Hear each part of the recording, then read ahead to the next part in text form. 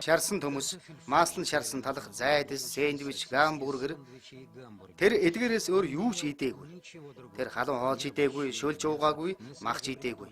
Шинэхэн бэлтгэсэн ногооны салат идээгүй маа. Түүний биеийн 108 кг хүрч байсан. Тэр өрдөө 20 настай байсан. 2005 оны шинэ жилийн өмнөхөн түүний зүрх гэнц зогссон юм а. Залуу ирийн амийг фаст фуд л авч одсон. Тэр сериосноос болж үхсэн юм. Түүний өхөл цаг бусын өхөл байсан бөгөөд дархлааны систем энэ бүхнийг төсвөрлж чадаагүй.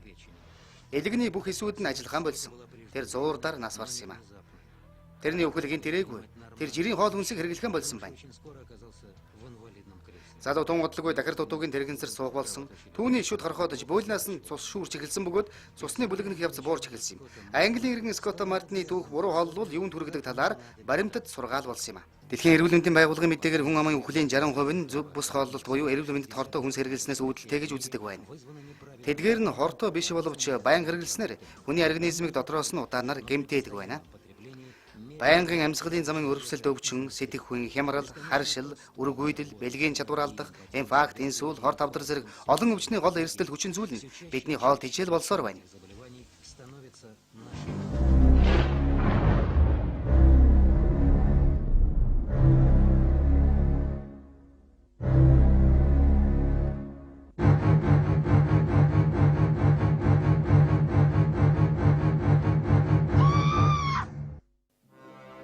Эрсдэлтэй хүнс хоолоос болгоомжил. Хоол хүнс бидний организмд яаж нөлөөлж байна?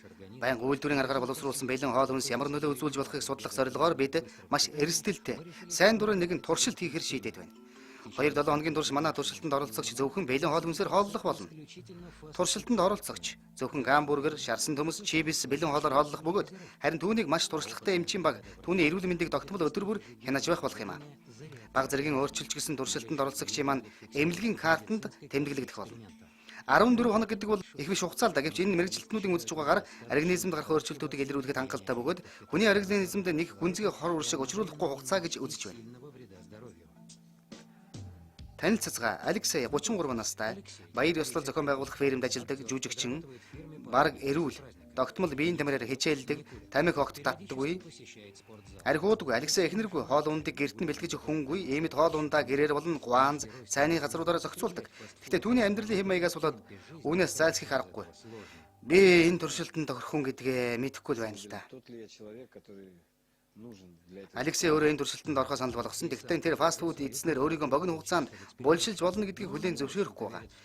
Тэр 14 хоног ийм туршилтанд хангалттай хугацаа биш гэж үзэж байгаа юм. Гамбургер, шарсан төмөс, бэлэн хоолны хувьд нэг амар анхаарал татмар чухал зүйл биш л дээ. Хамгийн гол нь идэхэд бэлэн, хурдан, гол нь хүн цаатгалан л байх хэрэгтэй шүү дээ. Бид туршилтанд оролцогчдоо урьдчилан тохиролцож гэрээ байгуулсан юм а. Тэр 14 хоног зөвхөн тодорхой заасан хоолоор хооллох болно. Энэ нь хурдан үйлчлэгээний зэгийн стандарт хоол хүнс байх болох юм а. Гамбургер, шарсан төмөс, пиршки, газ давнда, мөн чипс, бэлэн шүл, дахианы шарсан мах, янз бүрийн хям болон сүүн бүтээгдэхүүн гэх мэт.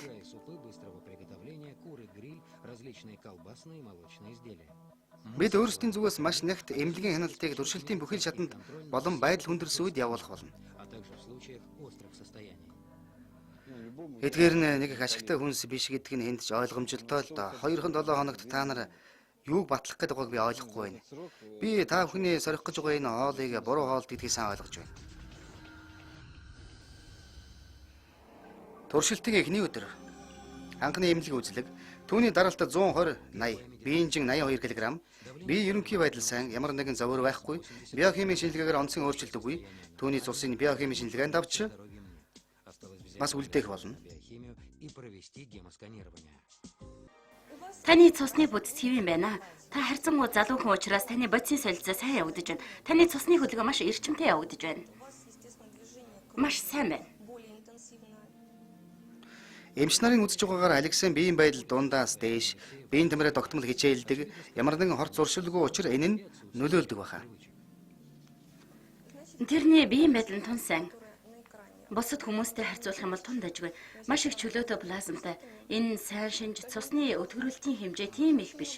Бидний үзэж байгаагаар цуснд мэдэгдэхүйц өөрчлөлт ажиглахдаггүй байна. Одоогийн байдлаар ямар ч өөрчлөлт алга байна. Мэдээж энэ бол их аюултай туршилт. Тэрний анхны сэтгэгдэл үл тоомсорлсон хайхамжгүй байдалтай л байна. Тэгтээ олонний тусын тулд хий нэг нь ийм эрсдэлтэй алхам хийх л хэрэгтэй. Туршилт мэдээж хэрэгтэй. Яагаад гэвэл хүмүүс янз бүрээр л ярьдаг. Нотлох л хэрэгтэй. Юу нүдэндээ бүх юм хоолноос л болдог шүү дээ. Манай туршилтын эхний үед Александр амьдралд ямар ч өөрчлөлт алга байна. Тэр ажиллаа хийгээд л найз нөхөдтэйгээ зугаалаад л хайртай бүсгүйтэйгээ уулзаад л идэж угаал явж байна. Бас урдын адил спортоор хичээлж байгаа. Харин биеийн тамирын хүн дасгалын дараа ихэнхдээ хооллох дур хүрдэг. Тэр урд нь биеийн тамир хийснийхэн дараа хоол иддэггүй байсан. Учир нь биеийн тамирын дасгалын үр дүн буурна гэж үздэг. Харин өнөөдөр туршилтынхаа анхны өдөр энэ зарчмаас яагаад ч юм хазаахаар шийдсэн байна. Тэр гамбургер авч идсэн бөгөөд гэрлүүгэн явах замаараа чипс идэж байна.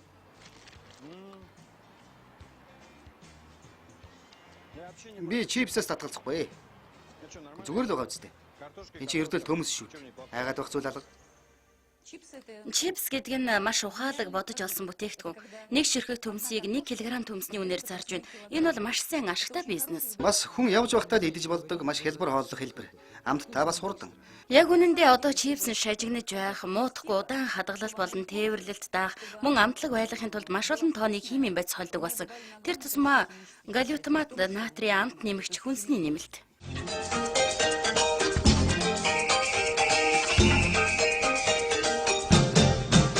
Тусгай амт оруулагч бодисууд нь хүний идэх дуур хүслийг датаж дасгадаг үйл явц явагддаг л да. Энэ бол хүнсний амтанд дондох нэг хэлбэр юм. Өөрөөр хэлбэл хүүхэд жирийн төмс идэхгүй, зөвхөн тэр амтлагч бодис хольсон төмсийг л идэхийг хүсэх болно. Тэрэнд л дуртай болно да. Хүн ямар нэгэн савлсан бүтээгдэхүүнд гар хүрч эхлэхдээ хүнсний үйлдвэрлэлийн бүтээгдэхүүн авч байна гэж боддог бол том эндүрэл юм. Тэд орчин үеийн химийн үйлдвэрлэлийн бүтээгдэхүүнийг хэрглэж байгаа. Маш нэртэй брэнд чипсийн үйлдвэрийн үйлдвэрлэгч нь агуу том химийн үйлдвэрлэлийн концерн байдгийг хүн болгон тэрвэр мэдэхгүй. Чипсийг ямар байдаг, яаж харагддгийг би сайн мэдэхгүй л дээ. Харин сухарын хувьд байж л байдаг. Хатсан талах шүү дээ. Талахыг ямар хаялтаа нь биш.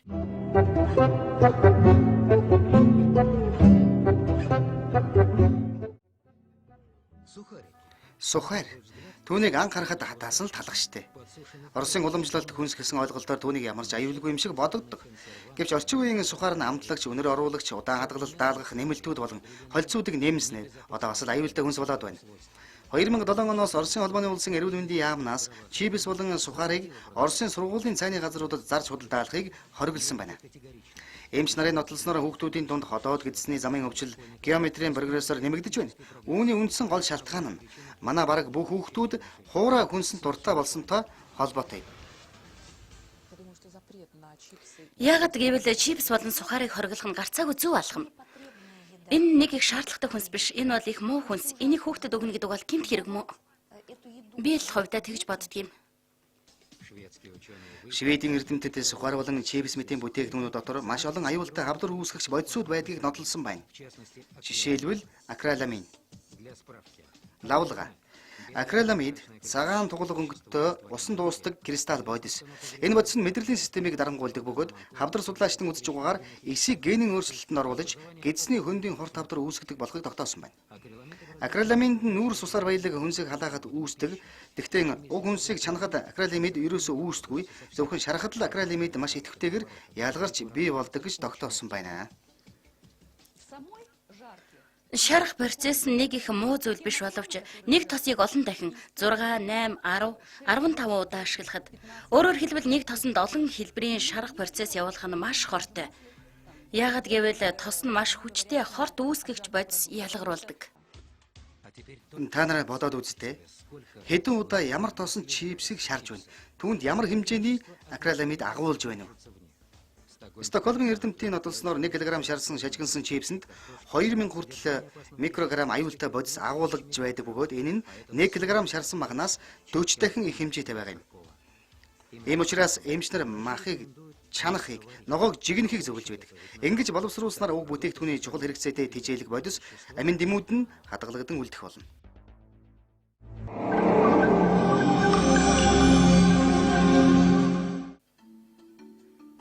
Өнөөдөр туршилтын 3 дахь өдөр. Мэдээж Александр бие организмаас ямар нэгэн мэдэгдэхүйс өөрчлөлт хүлээхэд арилт байна. Гэвч түүний ходоод орчимд хүндрэх, гэдэс дүүрэх зэрэг зоврууд илэрч санааг нь зовоож эхэлсэн байна.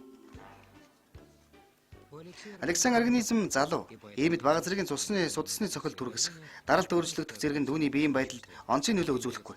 Түүний хувьд өнөөдөр маш хүнд өдөр. Гэвч манай Александр сэтгэл санаа дажгүй байна. Тэр эрс шийдэмгий. Өнөөдрөөс эхлээд Александр үндэс сууртаагаар бие сэнгэлэх буюу хооллож хүчин сэлбэх хэрэгтэй болсон. Тэр гэрийнх нь хамгийн ойр байдаг сайнны газар орохоор шийдсэн. Хоол биш хурдан. Би эдгээр түргэн хоолны газруудад үйлчлүүлэх дуртай. Энэ бол нийтийн хоол. Ягаад гэвэл хурдан. Бас их амттай байдаг. Миний найз нар яаж энэ балиар муухай зүйл идж байна. Аюултай хоол гэж ярьдаг л да. Гэхдээ өөрсдөө нууцхнаар байнга эдгээр гамбургер, шарсан төмс зэргийг өөрснөө байнга иддэг шүү дээ. Гэхдээ зүгээрээ би ч бас тэдгээрийг нэгэн адил байдаг л да. Би ч мөн адил иддэг шүү дээ.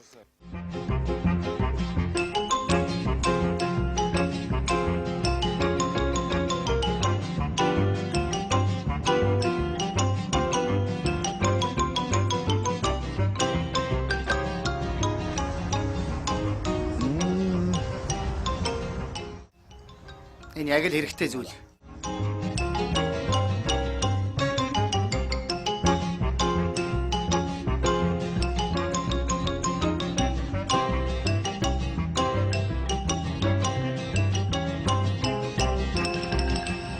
Нэгэнт фаст фуд байгаа тохиолдолд тэрэнд маш зөв хандах хэрэгтэй. Хэрэв нэгэнт энэхүү процесс байгаа тохиолдолд тэрний хүлээн зөвшөөрч тооцох хэрэгтэй гэсэн үг.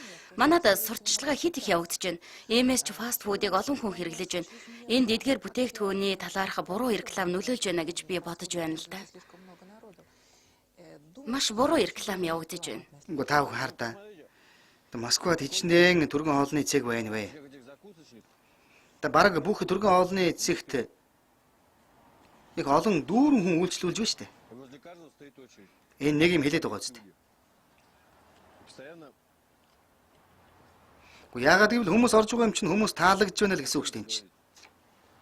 Би тэгж л боддог. Тийм. Надад ч гэсэн таалагдж л байна.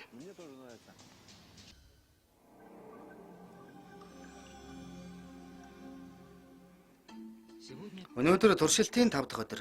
Алексайд зовирууд нэмэх цайрал байна. Түүний нойр хулжсан. Бас амьсгаадах болсон байна.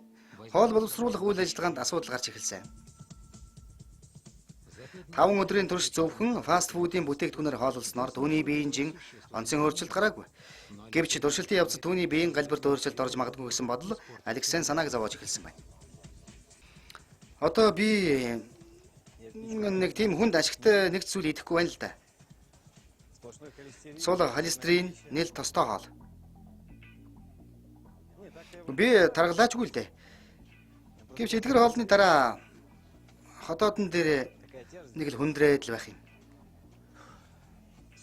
Өөрийгөө хэвийн журамд нь оруулахыг хүсэж байна да.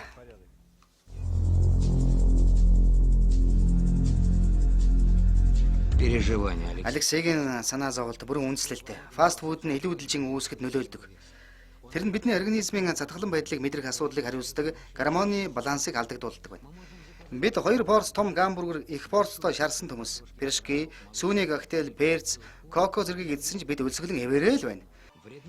Фаст фудын бүтээгдэхүүнд агуулгаж байгаа тоснууд нь хортой, голдуу байгалийн өөх тос биш, химийн нөлөөгөөр үүссэн тос байна.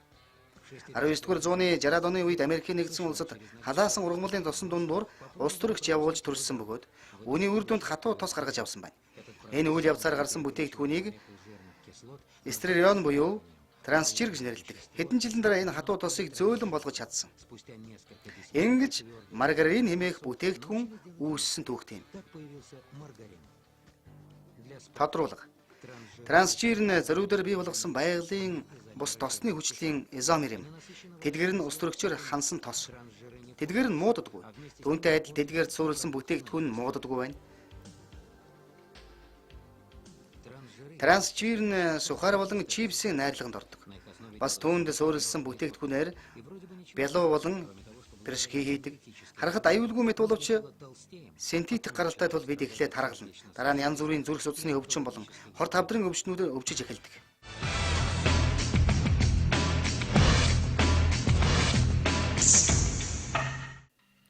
Доктор Кальвикан их хэмжээний трансжир агуулсан бүтээгдэхүүн ямар хор нөлөө үзүүлж болохыг туршилтаар нотолсон юм а.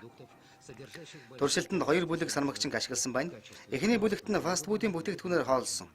Хоёрдугаар бүлгийг трансжирийн натурал тосоор сольсон бүтээгдэхүүн өгсөн байна.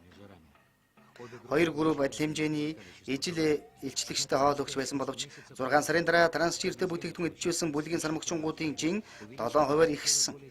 Тэгвэл ханаагүй тосны хүчилтэй бүтээгдэхүүн идэж байсан бүлгийн сармагчингуудын жин 2%-аас хэтрээгүй байна.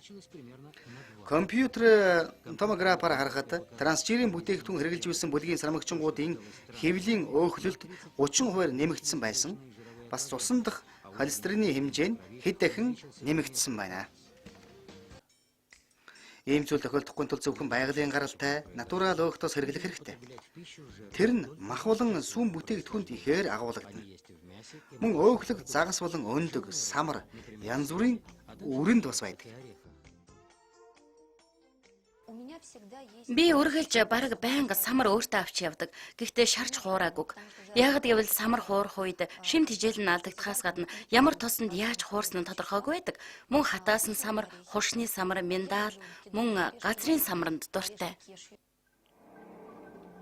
6 дахь өдөр. Өнөөдөр туршилтын 6 дахь өдөр. Энэ өдрүүдэд Алексийн организмд илэрч байгаа өөрчлөлтүүд нь түүний үе тэгэнгийнхэнд байх ёсгүй зүйл. Түүнд хэхрэх, дотор муухаарах, бөөлжсгүрэх, шар хөдлөх, бие сулдах, зүрх дэлсэх зэрэг зовөр илэрч байгаа. Түүнээс гадна Алексийн хэвээ унтаж чадах юм болсон. Нойр хулжих байдал нь байнга ажиглагдах болсон байна.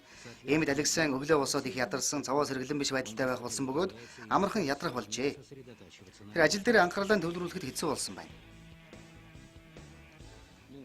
Үнэхээр би шөнө хэвээ унтаж чадахгүй, нойр хулжих болсон. Өглөө босоод ядарсан царайтай нэг л жавхгаагүй байдалтай байна. Өдөртөө заримдаа зогсоогоор зөөрмөлөх явдал гарах юм. Эмч нар энэ бүхэн фаст фудээс болсон гэж үзэж байгаа. Мэдэхгүй юм дөө. Яг үнэндээ түүнд нэг л итгэж өгөхгүй л байна. Өөр тохиолж байгаа энэ асуудлаа муу хоол ижил эзэнтэй холбох сонирхол надад үнэндээ одоогоор алга байна. Өнөөдөр Алексей өөрийн хоол тэжээлийг өөрчлөх гэж шийдсэн. Гамбургер, шарсан төмөсний оронд халуун шүл бэлэн хоол идэхээр шийджээ.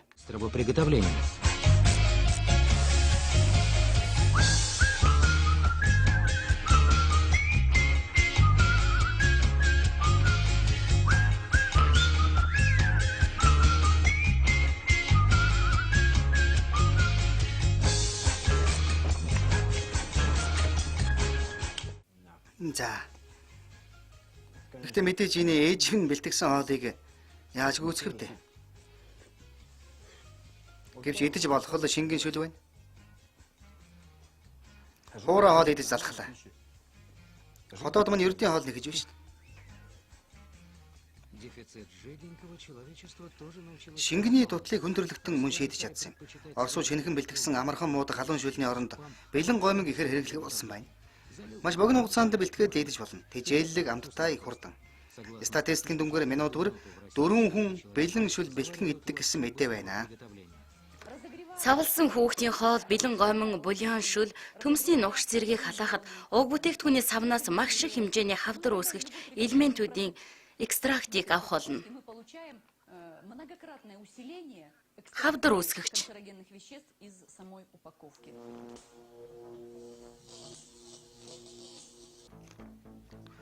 Орчин үеийн бэлэн гомигийн найрлага нь бидний хоол боловсруулах замын өнгөн хальсанд маш их аюултай. Эдгээр нь хотод гэдэсний өрөвсөл үүсгэхээс гадна организм дэх глутамат натр норм хэмжээнээс ихсдэг байна. Дурын хүн өөрийнхөө галтгооны шүүгийг онгойлгол 99% нь янз бүрийн хүнсний нэмэлтүүд, соус, цуу, хуурайшил хамгийн нэр хүндтэй фирмд үйлдвэрлэсэн бүтээгдэхүүнүүд байх бөгөөд тэдгээрийн ихэнхийн найрлагад Е60 621 тоод хүнсний нэмэлт агуулгдсан байхыг төвөггүй харж болно. Энэ бол глютамат натрий юм. Энэ бол хамгийн аюултай хүнсний нэмэлт.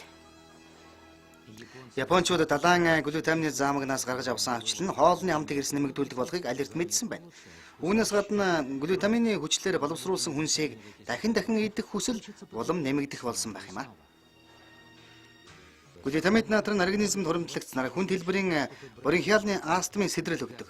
Энэхүү нэмэлт нь аллергезмын өвчин үүсгдэг болгонд батлагдсан байна. Мөн организмд депрессивны шинжтэй сэтгэхүй нэлээд ноцтой өөрчлөлт үүсгдэг. Насанд хүрэхсдэд энэ архаг ядаргааны хэлбэрээр илэрдэг бол хүүхдэд маш хөдөлгөөний идэвхээр илэрдэг.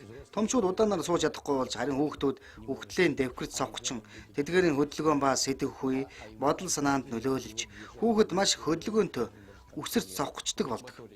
Тэдгээр нь хөдөлгөөний идэвхтэй байдалтай болж нэг суурин дээр нь докторгүй болно. Энэ талаар багш нар сахилгагүй гэж хүүхдүүдийг үргэлж загнадаг шүү дээ. Энэ бол маш их сэтгэл зовоомор асуудал. Миний бодлоор бидний хүүхдүүдийг багаас нь фаст фуд идүүлснээр маш удаанаар хордуулж байна гэж бодож байна. Энэхүү амт нэмэгч глютамат натритай хүнсний нэмэлтийг ялангуяа хүүхэд бүр тодруулах юм бол хараа модож байгаа хүүхдүүдэд огт идүүлэхийг ерөөсөө хориглох хэрэгтэй. Та бүхэн маш анхааралтай байх хэрэгтэй шүү. Глютамат натрийн олон хүнсний бүтээгдэхүүн агуулдаг гэвч бүх хүнсэнд биш. Эмд эмчнэр хүнсний бүтээгдэхүүн худалдаж авахын өмнө шошгоноос нь уг бүтээгдэхүүний найрлагыг маш сайн судлах харах хэрэгтэй гэж зөвлөж байна. Хэрэг глютамат натр байвал худалдаж авахаас бүр мөсөн татгалцсан дээрээ. 7 дахь өдөр. Өнөөдөр туршилтын 7 дахь өдөр. Александр биеинд гарч байгаа өөрчлөлтүүд нь доктортой шинж тэмдэгтэй болж эхэлсэн байна. Цусан дах хүчилшүүлтийн тэнцвэртэй байдал алдагдаж өөрчлөгдсөн. ПН баланс гэж юу болохыг би сайн ойлгохгүй байгаамаа. Миний бодлоор түүний өөрчлөлт миний эрүүл мэндэд нэг их нөлөөлөхгүй байна гэж бодож байна л да.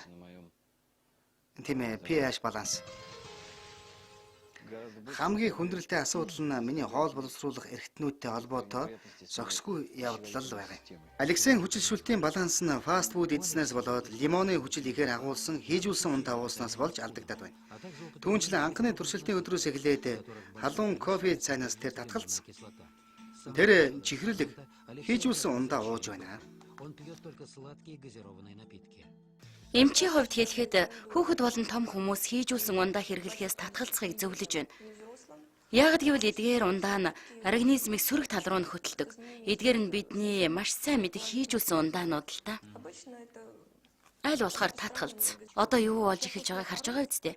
Остеопороз буюу ясны сэргэжилт дээр үед 60 наснаас дээш хүмүүс тохиолддог байсан бол өнөөдөр ясны сэргэжилт нь 6-аас 12 насны хүүхдүүдэд ажиглагдах боллоо. Бид хүүхдийн биений кальцийн хоримтлал бүхий яс шүд өснөөс кальцийг ялган гадагшлуулж байна. Энээс хүүхдүүд маш сул дорой хөгжилтэй болдог. Эдгээрээс гадна кальц өөрийн дутлаас болоод өөрөөс шалтгаалan 150 гаруй өвчнийг үүсгэдэг. Энэ бүгд нь гаднаасаа аюулгүй мэд харагдах хийжүүлсэн ундаанаас болж байна. Хүн нэг л аяг ундаа уухад ийм явдал тохиолдно. 10 минутын дараа хийжүүлсэн ундаа ихээр агуулгаж байгаа сахар организмд шингэн ордог. 20 минутын дараа цусан дах инсулины хэмжээ нэмэгдэнэ. Ээлэг бараг бүхлээрээ сахараар дүүрнэ. 40 минутын дараа цусны даралт ихснэ. Аденозовын рецептор хаагдана. 45 минутын дараа организм тархины тааламжийн төвийг идэвхжүүлдэг дофамин хэмээх гормоны ялгаралт ихснэ. Хийжүүлсэн ундаа ууснаас хойш нэг цагийн дараа фосфорын хүчил гидсэнд кальц, магний, цинкийг холбон авна. Нэг цаг хагасны дараа эдгээр бодис организмаас туугдан гарна. Түүнтэй хамтаар ясан дугаа кальц, магний, цинк, натрийн электродууд болон ус организмаас гадагшилдаг. Ердөө 200 мл ундаа цусны бүтэц болон организмын хүчилгээг мэдэгдэхүйс өөрчилнө. Гэхдээ ихэнх тохиолдолд хийжүүлсэн ундааг хэрэглэгчид нэг аяг ундаагаар хязгаарлагдахгүй. Ундаанд цангах механизмыг нэмэгч бодисуудыг хийж өгдөг. Яагад гэвэл уг ундааг хэрэглэгч 200 мл-ээр хязгаарлагдахгүй дахин уумаар санагдана. Эцэстээ 1 литр хагасыг ууна. Яагад гэвэл уг ундаа маш өндөр хүчлэг шинж чанартай. Хийжүүлсэн ундаа өөрийн хүчлэг чанараараа организмаас маш их шингэнийг туун гаргадаг. Мөн цангах механизмын бодисууд нь илүү их цангуулдаг. Энтхийн тариачид ийм ундааг амны сангаа тайлах зорилгоор ууж хэрэгэлдэг. Харин хөвөнгийн тариалангийн талбайгаан цацаж хэдэн 10 шимэгч хордонтой тэмцдэг байна. Энэ нь баталгаад янз бүрийн пестицид хэрэглэснээс дутуугүй үр дүнтэй байдаг байна. Үүнээс гадна уг ундаа нь элбэг байдаг. Түүнийг уусгаж найруулах шаардлагагүй, хамгийн гол нь пестицидээс хамаагүй хямд өртөгтэй болдог байна. Мөн олон жилийн туршлагатай цэцэрлэгч Борис энэхүү ундааны тусламжтайгаар ургамлын хордон шавжнуудаас салсан боловч усан үзэм нь маш хүчтэй химийн түлэгдэл авсан байсан гэж тэр ярьсан юм а. Нэг үе интернетээр хэсэг дахианы илгийг хийжүүлсэн ундаанд хийвэл 12 цагийн дараа бүрэн задарч уусна гэсэн мэдээлэл гаргасан байсан. Бид ямар үр дүн үзүүлэхийг давтан туршиж үзэхээр шийдсэн юм а. 12 цагийн дараа 12 цагийн дараа тэр үнэхээр дахианы элэг задарч муухай өнөр бүхий паштет болон хувирсан байсан. Харин гайхалтай нь дахианы элгийг зүгээр л эл тавьбал 3 хоногийн дараа л муудаж байсан юм аа. Хэрвээ хүүхэд чихэр идээд дараа нь ээж болсон ундаа уухад хүүхдийн хотоодонд юу болох вэ гэж та бүхэн асуух бах. Европод саяхан хэвлэгдсэн материалд яг ийм тохиолдол гарч хүүхдийн бие эрс муудаж түүнийг аврахын тулд түргэнээр эмнэлэг түргэсэн гэсэн мэдээлэл гарсан шүү дээ. Бид дараах энгийн туршилтыг явуулсан юм аа. Нэг шил хийж үлсэн ундаанд зөвхөн нэг ширхэг зажилдаг чихэр хийлээ.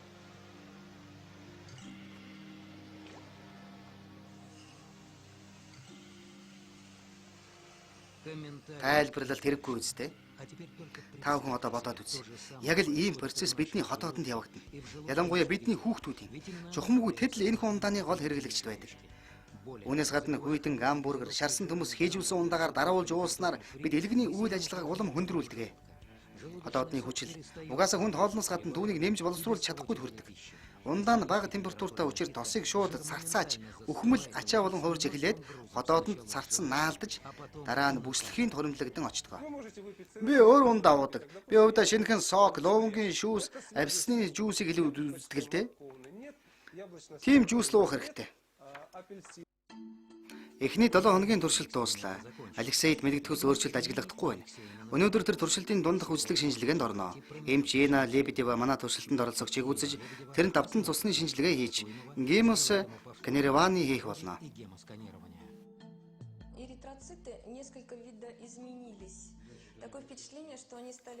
Цусны улаан эсүүдийн хэлбэр нь бага зэрэг өөрчлөгдсөн байна.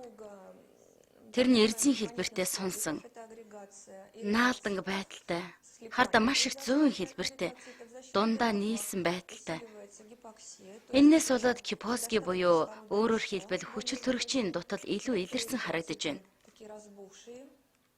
Зарим нэгэн цусны улаан эс хөөсөн зүв биш хэлбэртэй. Урт хэлхээс маягтай байна. Хэрвээ ийм цус судсааргүй тохиолдолд бичил судасны эргэлтийн согог үүснэ.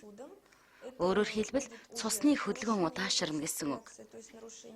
Цаашлаад цуснд тромбо үүсэх, судас бөглөрөх магадлалтай. Энэ бол маш аюултай юм. Үзлэг шинжилгээний дүнгийн дараа Алексейн сэтгэл санаа мэдэгдэхүйс өөрчлөгдсөн юм. Фаст фуд, эрүүл мэндэд эргэшгүй их аюул учруулж болно гэсэн одлогоонд Алексей тоомжиргүй хандхан алерт болсон байна.